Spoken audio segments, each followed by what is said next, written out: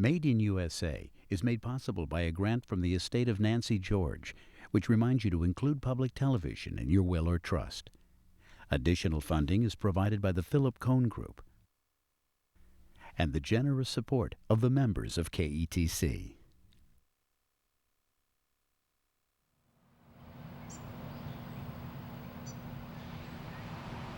These are the ruins, the remains of something that was once gigantic and powerful. This was once one of America's great industrial centers, East St. Louis, Illinois, whose rise and fall were complex and dramatic. It's not pretty, but it was never pretty. At its peak, this was America's back alley and boiler room. East St. Louis was what the American industrial machine looked like under the hood. And living in the midst of it, the workers and their families. There were the Croatians and the Ukrainians and the Slovaks and the Poles and the Russians and My family came from the South, like most blacks came from the South. From its earliest days, it had a national reputation, a cross between Pittsburgh and Dodge City, a wide-open town where you could drink and gamble any time of day or night, a place that you could always find a job. It was an atmosphere of lawlessness, of corruption, of greed, and the big companies were part of that. You see tremendous wealth and tremendous poverty. The wealth was private, the poverty was public. When the smoke of the factories cleared, the buildings were left empty, the problems exposed, flaws that had not just been part of what this city used to be, but in some ways exactly what it was meant to be.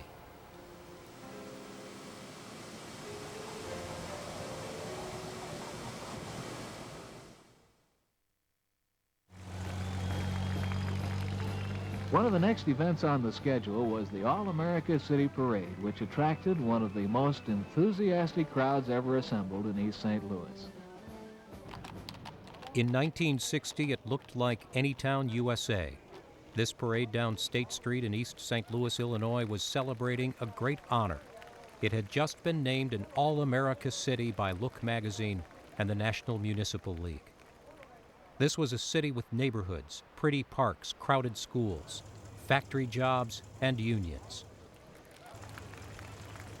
A city with a strong Eastern European background and a growing African American population.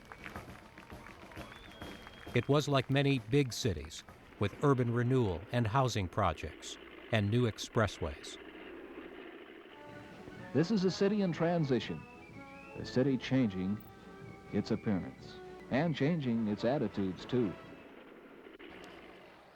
Now, being designated an all-American city was an honor for a community of this size, this magnitude. But what the community didn't know, what the residents didn't know, that this community had been pillaged, if you will, for all it could yield in many ways, that its tax base had been ravaged, and the revenues that a city needs to support itself were no longer flowing into this community. What happened over the next 10, 15 years would stun, anger, and frustrate these citizens, as their hometown experienced a decline as incredible as its rise just a lifetime before.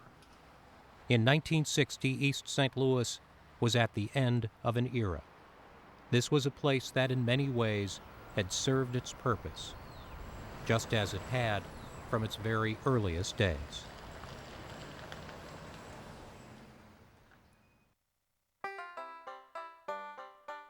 It didn't really start out as a city, but as a place that happened to be across from a city. Captain James Piggott started a ferry operation here in the 1790s, and it became an essential link for those heading west to St. Louis and beyond. This side of the river was a flat, muddy land known as the American Bottoms. There wasn't much here at first, but there were efforts to establish towns with the names of Jacksonville, Washington, Illinois City, East St. Louis, and Illinois Town. Some riverboats started docking here, but it was nothing compared to St. Louis. On this side of the river, there was only so far a town could go. The east side flooded frequently. It was swampy land, so it really wasn't conducive to development. The American Bottoms, which is that flat terrain of land that extends about 7 or 10 miles north-south and 3 to 5 miles east and west, was constantly subject to flooding conditions, so you didn't have much development there. It's said that in the Great Flood of 1844, the Mississippi River filled the American Bottoms, and that a steamboat actually tied up at the county seat of Belleville, where the bluffs finally rise up. St. Louis had the high ground and became the great river city. East St. Louis's day would come, but it would not arrive by boat.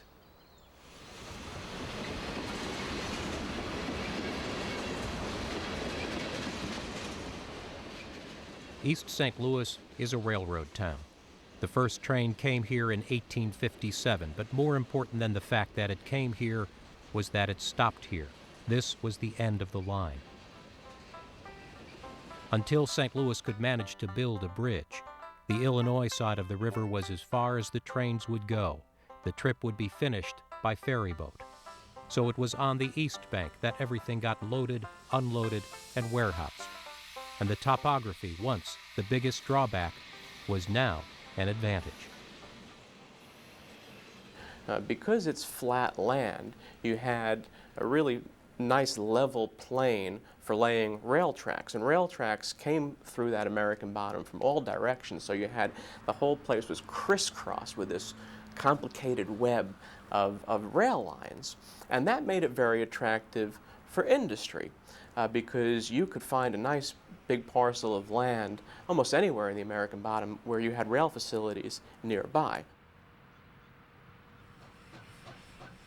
Within 10 years of that first train pulling in, 10 more railroads would have their terminus here. These were not homegrown frontier businesses. Rail lines were the long, long reach of big corporations with international investors. The owners and decision makers didn't live here. They had never seen this place except on a map. We are in the mid-19th century, a place where railroads rule. We are starting to see the effects of one side of the country being able to reach across by rail to the other side of the country. We are becoming a networked economy. So right from the outset, I see not really local were often settled in the streets. East St. Louis had a reputation as being a very frontier kind of town. I've heard it described as being worse than Dodge City, a place where corruption was always rampant, where there was political problems with crime. And you know, we hear about East St. Louis in the news and we think about that community as having these problems today, but they had those problems right from the outset. The issue that tore the town in two was flood protection. Bowman felt East St. Louis couldn't grow until the problem was fixed. Downtown was low and flat. The new bank had put its first floor above the flood line. Bowman's plan was to raise the streets that high all over downtown. His supporters were dubbed high graders. The opposition low graders saw it as a boondoggle that would benefit business interests and bankrupt the city.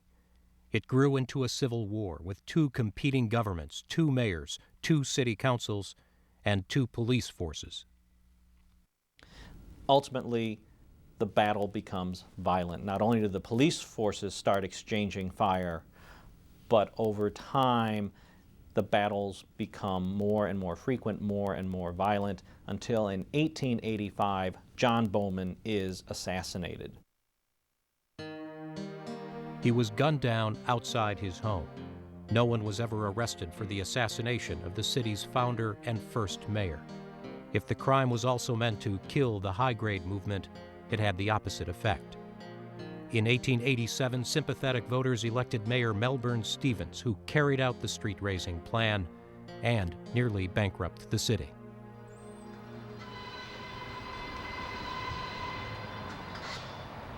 You can still see the results of the high graders' victory today, where there are empty lots downtown, well below the level of the streets. And although John Bowman didn't live to see it, East St. Louis became an industrial boomtown. It was a city that was raised up in the right place at the right time.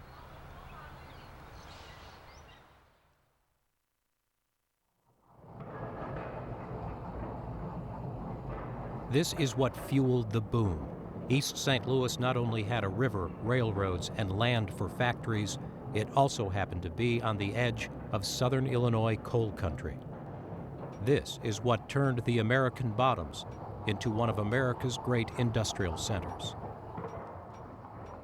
This was an important period in history. There was a really significant transformation going on in manufacturing, sometimes known as the Second Industrial Revolution.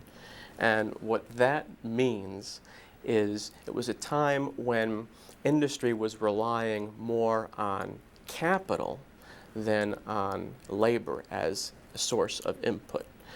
And by relying on coal and steam power, they could build much larger factories, achieve greater economies of scale.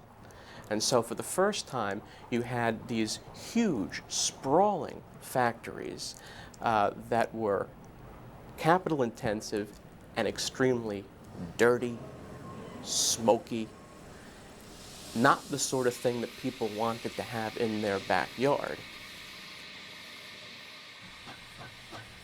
Getting that coal into St. Louis factories meant paying a toll on every carload that crossed the river. It was cheaper to burn Illinois coal in Illinois, and that was just one of the advantages of putting a factory on the east side of the river, in sight of St. Louis, but out of its jurisdiction. That corporations don't have to worry about the political clout of the big city. And particularly, they're concerned about any opposition to their environmental practices. They can emit as much smoke as they want, they can discharge as much waste into the waterways that they want, and they don't have to worry about citizen opposition. On the east side, towns could be created without concerned citizens, following the example of the town of National City, the legal municipality that was home to the stockyards and meat packers and to very few actual residents. Up and down the American Bottoms were the small towns with the big factories, refineries, smelters, tanneries, foundries. Adjacent to East St. Louis was National City, and Monsanto, Illinois, later renamed Sauget, home to several chemical and refining plants, and Allerton, short for Aluminum Ore Town. In 1903, the company that became Alcoa opened the country's biggest aluminum processing plant at East St. Louis, but not in East St. Louis. East St. Louis City Hall did not control these industries, but they could control City Hall, and they often did, through payoffs. The government of East St. Louis is, in one sense, in the employ of industry. Instead of being founded on a social contract where people are in charge, it's as if these cities are founded on business principles, notions of profitability, notions of utility, notions of efficiency, rather than on popular control and benefit of society. But there were risks in setting yourself apart from your workers' lives and well-being, and other companies used a different approach. In nearby Granite City, a St. Louis company built its new metalworks factory and a whole town to go with it, including homes that workers could buy. It was called civic capitalism, and it too was considered good business in an era of growing labor unrest. People worry about the labor question because they're afraid that maybe we'll have a socialist party or some kind of radicalism. They all, have some kind of stake in suggesting that capitalism can have a social contract. U.S. Steel built one of the country's biggest company towns in 1906 in Indiana, just outside Chicago. They called it the city of the century. In a 1913 film, a Polish immigrant joins his brother to work in the safe, modern American steel mill and live out the American dream in Gary, Indiana. He meets the local English teacher, marries her, and raises a family in one of the company-built homes. This was, of course, the company's version of the story, and there were many unskilled workers who could not afford this kind of life. Many of them lived in poverty just outside the city limits, in a neighborhood that was more mining camp than model city. Still, places like Gary and Granite City could point to the company-built playgrounds, the model schools. And in this film, when the new immigrant heads for a tavern, his brother shows him a better path.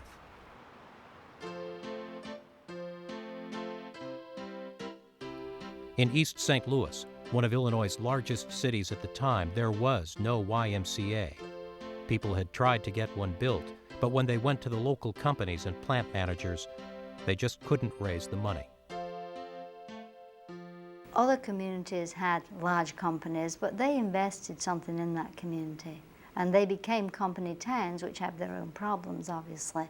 But they took it one step further in East St. Louis and actually stepped back out of the city boundary and basically put nothing in and took everything out and decimated the environment with pollution, etc. And when they were done, they walked away.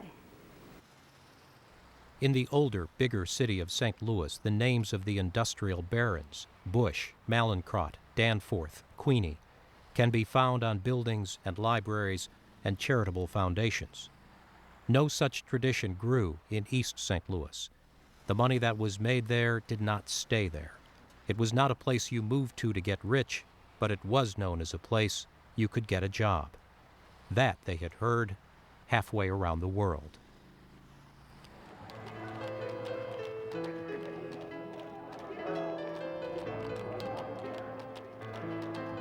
I had heard that there were recruiters sent out to towns and villages who would say, you know, if you come to East St. Louis, we guarantee you jobs in the meatpacking industry, we guarantee you housing, you know, we will pay you this much, which is so much more than you've ever made before, and you can come with your friends and relatives and neighbors, you know, and in fact, we'll even ask your priest if he'd like to come over with you. In the late 19th and early 20th centuries, millions of people from Eastern Europe left their villages and farms and headed to the United States and its factories and cities. The Chuznicka family was part of this migration, leaving behind a hard life in a Polish farming village. Like many of the immigrants, they came first to New York, but they passed right through Ellis Island and kept on going. Their destination was East St. Louis, Illinois, and they knew there would be some kind of work when they got there. There were plenty of jobs. You had railroads, and they had meat packing. Yeah, well, they had work, and they didn't have no union, but they had work. John Chuznicka grew up in East St. Louis in a neighborhood centered on St. Adalbert's Church and School, where he was taught in Polish and English. It was like that all over town, except that the languages changed from neighborhood to neighborhood. There were the Croatians and the Ukrainians and the Slovaks and the Poles and the Russians and the Lithuanians, all the Eastern Europeans you can think of, the Czechs, the Bohemians. They were very much, in my opinion, in little islands, little ethnic islands. The census listed the faraway birthplaces and the myriad languages spoken by the new residents.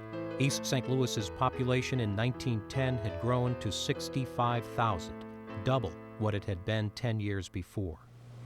This was a city with some 50 factories, 24 railroads. There was work for men, women, and children. These boys had their picture taken as part of a national study of child labor. They worked in the Obernester glass factory in East St. Louis. And we think of industrialization as the, we associate it with technological progress. And to most people that means, well, you're tending machines, but the need for just brute labor, laborers, goes up by 1,500% in the period from 1890 to 1920. What these large industries need is unskilled labor. It was hot, hard, and dangerous. These factories were huge operations, many of them processing industries, the middle step between raw material and finished product. Very narrow profit margins. And because you have a narrow profit margin, you need to run your operation around the clock.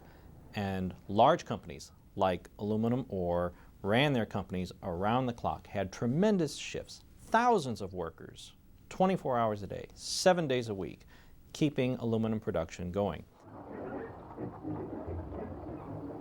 The meat packers also worked to protect the profit they could extract from every animal. Gustavus Swift was famous for saying he used every part of the pig but the squeal. Philip Armour said that he made no money from the meat of a slaughtered animal, that he sold at a loss. The profit came in selling what was left over, the hides to tanneries, hooves and bones for gelatin, fertilizer, and gallons of lard. On a single steer worth hundreds of dollars, Armour said he made 59 cents profit. When you have a narrow profit margin, pretty soon all those other costs to do business become very important. How much your taxes are, how much your land acquisition costs are, what your labor costs are. Heaven forbid if your workers want to organize into a union, because that means more expense, and that's coming out of that 59 cents that you're making on that animal. Anyone who talked about a union or complained about pay or working conditions could be easily replaced, just as long as there was a surplus of workers, a ready supply of replacements. But things began to shift to the workers' advantage because of global events.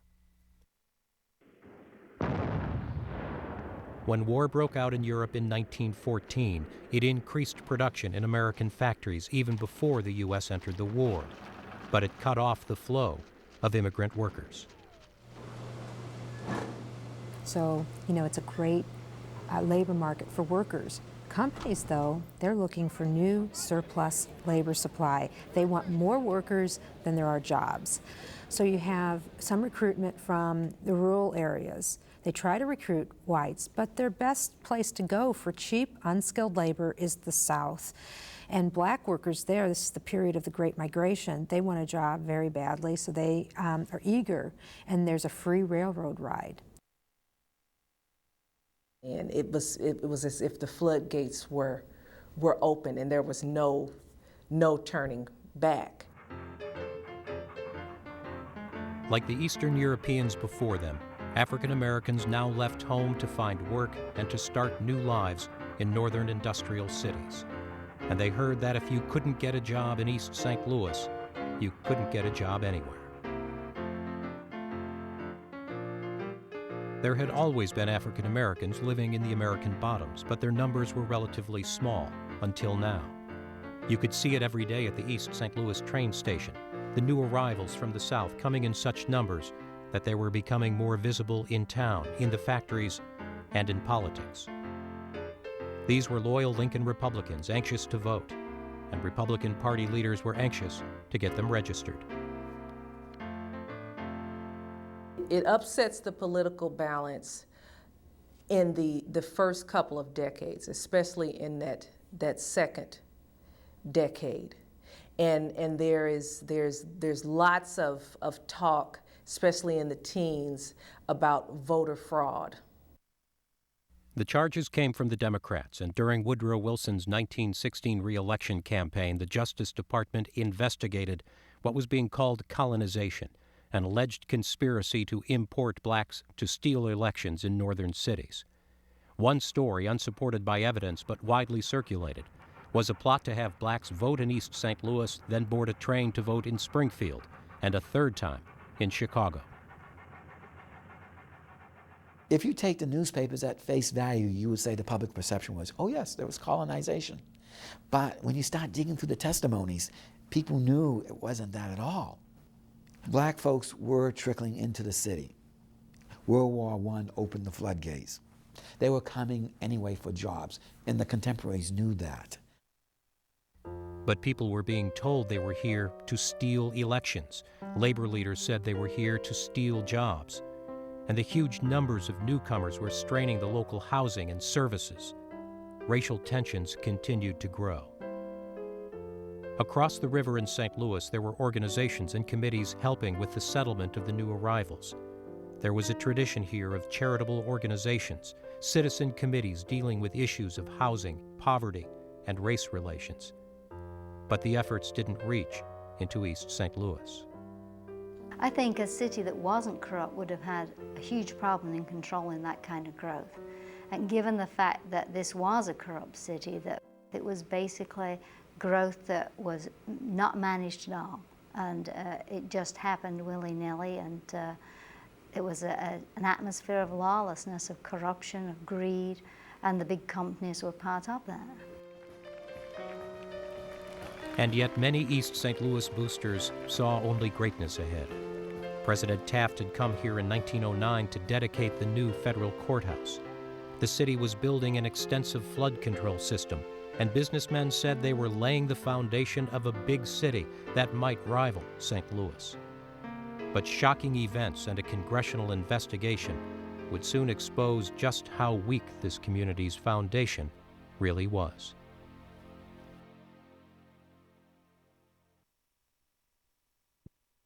No one will ever know for sure how many people were killed in the East St. Louis race riot of 1917. Some of the early reports were exaggerated. The official death toll was 39 blacks and 9 whites. Others accepted the higher number of 100, almost all black.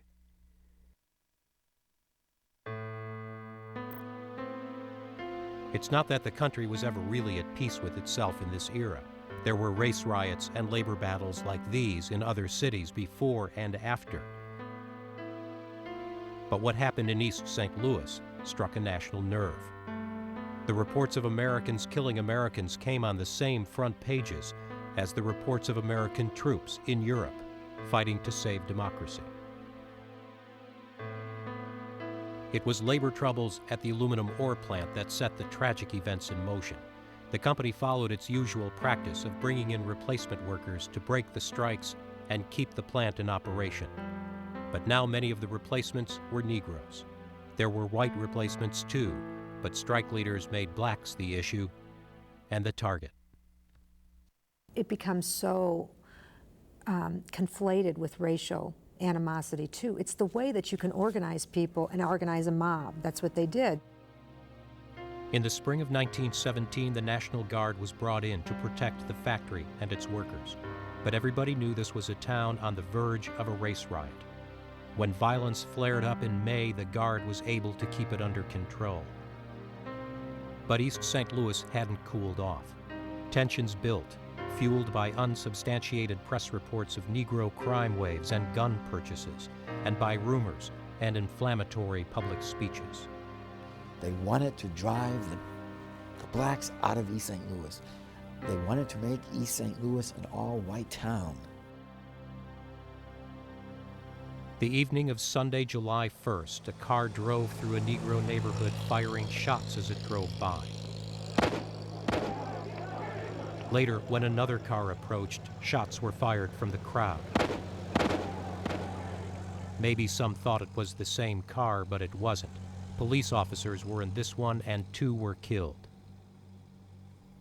When word of what happened spread, white mobs set out to attack blacks. They beat, shot, lynched, even burned to death. Fires were set in black neighborhoods and people were shot as they tried to escape the flames. A family just up from Mississippi stepped right into the middle of it. And just as we got to 10th Street, where we were standing, we could see different people running and hollering, colored people. And they were getting down in the weeds that they were hiding from. And the guy would run and shoot you. You didn't know what to shoot. You just see the smoke and hear the shot. That was a scary time. The daughter of former Mayor Melbourne Stevens was told to stay indoors, and she watched from her bedroom window. You could hear cars racing by and people yelling and screaming. And I could see all the fires burning, where they'd set fire, you know, to the colored houses. I was petrified.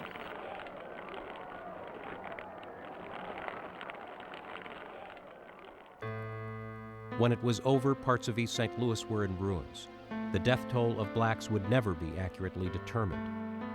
They searched for bodies, but so many people couldn't be accounted for. Maybe they had crossed the bridge to St. Louis. Maybe their bodies were somewhere in the river. The nation responded with speeches, editorials, and accusations. Some blamed labor, the police, city government, industry for importing blacks. Some said whites had only acted to prevent a black uprising. In the South, many said the race riot exposed Northern hypocrisy and showed what was really awaiting Southern blacks in northern cities.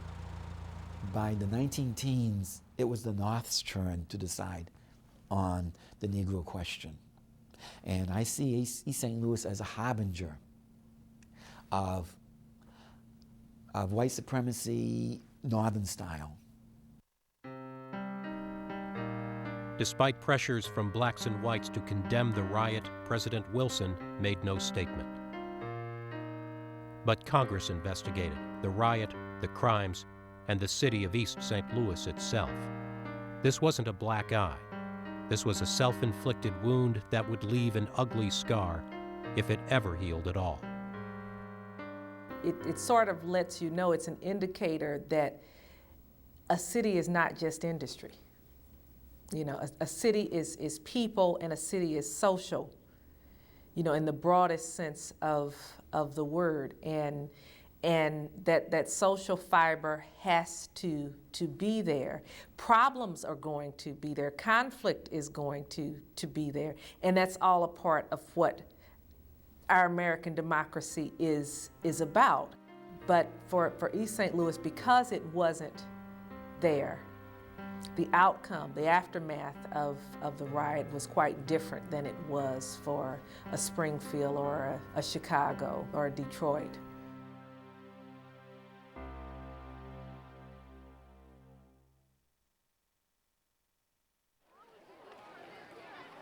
From safely across the river, St. Louisans had watched the fires burn. Everybody knew the East Side's reputation for violence and vice, and some knew it firsthand. That had been going on since the frontier days. Even before there was much of a town, the east side of the river had a reputation. There was a sandy area that was covered with trees, and what went on over there, the duels and the cockfights, was out of sight and across the state line. It was called Bloody Island. Many years later, farmers would come to East St. Louis to sell their livestock. They didn't know about Bloody Island, but they knew about Whiskey Chute, a road to the stockyards that was lined with taverns.